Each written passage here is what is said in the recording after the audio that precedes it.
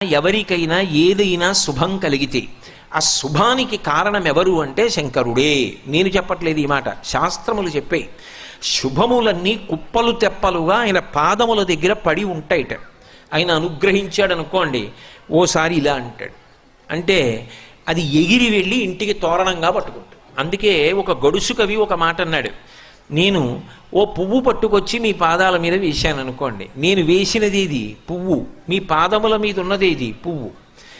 నేను ఒక పువ్వు పట్టుకెళ్ళి మల్లికార్జున లింగం మీద వేశాను అనుకోండి, పరమ ప్రేమతో వేశాను అనుకోండి, ఆ పువ్వు ఓ ఏడాది తర్వాత నా ఇంటి మనవడు. నేను ప్రేమతో వేసిన పువ్వు 2 ఏళ్ల తర్వాత నా ఇంట్లో మనవరాలు. నేను ప్రేమతో వేసిన పువ్వు నేను కట్టుకునే ఒక ఇల్లు. నేను వేసిన పువ్వు నాలో కలిగేటటువంటి భక్తి. నేను వేసిన పువ్వు ఏ వయస్సులో నాకు రావాలో ఆ వయస్సు